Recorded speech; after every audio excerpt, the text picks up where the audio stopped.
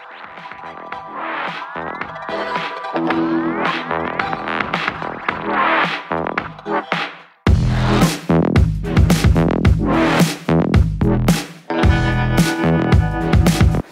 Students, welcome to the channel. और आज जिस टॉपिक को हम स्टार्ट कर रहे हैं वो है इलेक्ट्रोकेमिकल सेल।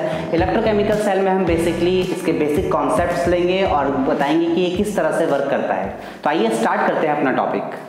सो स्टूडेंट्स, आज का टॉपिक है इलेक्ट्रोकेमिकल सेल। और इलेक्ट्रोकेमिकल सेल एक ऐसा डिवाइस होता है जो बेसिकली केमिकल एनर्जी को इलेक्ट्रिकल एनर्जी में कन्वर्ट कर देता है। यहाँ पर हमने ऑलरेडी आपके लिए इलेक्ट्रोकेमिकल सेल को रिप्रेजेंट किया है। और इलेक्ट्रोकेमिकल सेल में बेसिकली दो हाफ सेल्स हैं, जो कि ऑक्सीडेशन हाफ सेल और रिडक्शन हाफ सेल यहाँ पे रिप्रेजेंटेड है। इलेक्ट्रोकेमिकल सेल को गैल्वेनिक सेल या फिर वोल्टेक सेल के नाम से भी जाना जाता है। और ये एक बेस्ट एग्जांपल होता है रिडॉक्स रिएक्शंस का। रिडॉक्स रिएक्शंस हमारी वो रिएक्शंस होती हैं जिसमें रिडक्शन और ऑक्सीडेशन साइमल्टेनियसली होता है। तो आगे हम देखेंगे किस तरह से रिडॉक्स रिएक्शन का एग्जाम्पल बन जाता है। तो अब हम डिस्कशन कर लेते हैं वर्किंग ऑफ इलेक्ट्रोकेमिकल सेल पे। सो बेसिकली इलेक्ट्रोकेमिकल सेल को हम ऑलरेडी बता चुके हैं कि ये दो हाफ सेल का कॉम्बिनेशन होता है। और पहला हाफ सेल जो होता है इसका होता है oxidation half cell. So oxidation half cell आपको किस तरह से आप याद रख सकते हैं। लेफ्ट साइड देखिए, जब हम अल्फाबेटिकल ऑर्डर फॉलो करते हैं तो ए पहले आता है, तो आप याद रख सकते हैं कि जो लेफ्ट साइड में आपका एनोड होता है। सिमिलरली अल्फाबेटिकल ऑर्डर में ओ पहले आता है, तो वहां पे ऑक्सीडेशन पहले होगा। तो ए और ओ दोनों एक साथ आएंगे लेफ्ट साइड में। जबकि अगर आप राइट साइड में मूव करें तो अल्फाबेटिकल ऑर्डर में सी बाद में आता है, तो C for cathode, and R बाद में आता है अल्फाबेटिकल ऑर्डर में, तो R for reduction. So left side में आपका ऑक्सीडेशन होता है और राइट साइड में आपका क्या होता है, रिडक्शन होता है। सो ऑक्सीडेशन जब लेफ्ट साइड में होगा तो बेसिकली क्या होगा, जो जिंक रॉड है वो क्या करेगी, इलेक्ट्रॉन लूज करेगी और जिंक आयन का फॉर्मेशन होगा। ठीक है, तो जब ये रॉड इलेक्ट्रॉन लूज करेगी, इसका मतलब वहां पे ऑक्सीडेशन हुआ है। जिंक रॉड इलेक्ट्रॉन लूज करने पे कोरोड होना शुरू कर देगी और धीरे धीरे वो क्या होने लग जाएगी, डिकम्पोज होना शुरू कर देगी। ठीक है, इसके साथ साथ जैसे ही यहाँ पे जिंक रॉड ने इलेक्ट्रॉन लूज करने शुरू किए तो जिंक आयन का फॉर्मेशन हो जाएगा और वो जिंक आयन कहाँ पे चले जाएंगे, अपने इलेक्ट्रोलाइटिक सॉल्यूशन में। इस तरह से हमारे इस इलेक्ट्रोलाइटिक सॉल्यूशन में जिंक आयन की कंसंट्रेशन इंक्रीज करने लगेगी। अब हमारे पास क्या होगा, जो इलेक्ट्रॉन लूज हुए थे वो इलेक्ट्रॉन फ्लो कर सेकंड हाफ सेल की तरफ मूव करेंगे। और यहाँ पर जो ये हाफ सेल है इसमें हमारे पास जो इलेक्ट्रोलाइट हमने लिया है वो है कॉपर सल्फेट। सो copper sulphate basically copper ion और सल्फेट आयन कंसिस्ट करता है।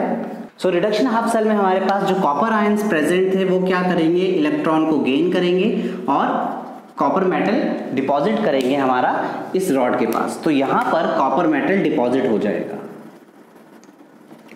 ठीक है, सो कॉपर आयंस ने यहाँ पे क्या किया है, कॉपर आयंस ने इलेक्ट्रॉन को गेन कर लिया है। इसका मतलब यहाँ पर copper ions as compared to sulphate ions कम हो जाएंगे। तो प्रॉब्लम ये आएगी कि इस वजह से, क्योंकि पॉजिटिव आयन और नेगेटिव आयन इक्वल नहीं रहेंगे तो इलेक्ट्रिकल न्यूट्रलिटी इसकी मेंटेन नहीं रहेगी, जिसकी वजह से ये वर्किंग करना बंद कर सकता है। तो इसलिए हम क्या करते हैं कि अगर ये इसकी वर्किंग कॉन्टिन्यूस रहे, इसलिए यहाँ पर एक सॉल्ट ब्रिज को ऐड कर दिया जाता है। बेसिकली जो हमारा सॉल्ट ब्रिज होता है वो क्या करता है, कोई इनर्ट इलेक्ट्रोलाइट कैरी करता है। और इस इनर्ट इलेक्ट्रोलाइट का प्रॉपर्टी ये होता है कि ये रिएक्शन में पार्टिसिपेट नहीं करता, लेकिन जिस भी आयंस की डेफिशिएंसी हो रही है ये उन आयंस को प्रोवाइड करा के इलेक्ट्रोकेमिकल सेल की इलेक्ट्रिकल न्यूट्रलिटी को मेंटेन कर लेता है। तो आइए देखते हैं सॉल्ट ब्रिज का फंक्शन। सो सॉल्ट ब्रिज बेसिकली क्या कर रहा है, ये पहला काम कर रहा है दोनों इलेक्ट्रोलाइटिक सॉल्यूशंस को ज्वाइन कराने का। और जैसे ही दोनों इलेक्ट्रोलाइटिक सॉल्यूशंस ज्वाइन हो जाएंगे तो इलेक्ट्रिकल सर्किट कंप्लीट हो जाएगा। तो पहला फंक्शन हो गया to complete the electrical circuit. Now second function is to maintain the electrical neutrality by providing required ions. अब जैसे कि यहाँ पे सपोज पॉजिटिव आयंस ज्यादा हो गए थे तो यहाँ पर वो नेगेटिव आयंस प्रोवाइड कराएगा, इलेक्ट्रिकल न्यूट्रलिटी मेंटेन हो जाएगी। इस वाले केस में हमारे पास सल्फेट आयंस ज्यादा हो गए थे तो यहाँ पर क्या हो जाएगा, वो पॉजिटिव आयंस प्रोवाइड कराएगा और इलेक्ट्रिकल न्यूट्रलिटी को मेंटेन करने में हेल्प करेगा। सो हमने देखा कि हमारे ऑक्सीडेशन हाफ सेल में जिंक ने इलेक्ट्रॉन लूज किए और जिंक आयन बनाया, वहीं हमारे और रिडक्शन हाफ सेल में कॉपर आयंस ने इलेक्ट्रॉन गेन करके कॉपर मेटल का फॉर्मेशन किया। सो नेट रिएक्शन हमारे पास इस तरह से यहाँ पे रिप्रेजेंट कर दी गई है। और यहाँ पे हमने एक चीज और ऑब्जर्व करी है कि जो बेसिकली इलेक्ट्रॉन्स प्रेजेंट हैं वो फ्लो कर रहे हैं एनोड से कैथोड की तरफ, meaning left to right through external circuit. और हम सभी ये जानते हैं कि जिस डायरेक्शन में इलेक्ट्रॉन फ्लो करते हैं करंट उसके अपोजिट डायरेक्शन में मूव करता है, तो करंट हमारा फ्लो करेगा from cathode side to anode side.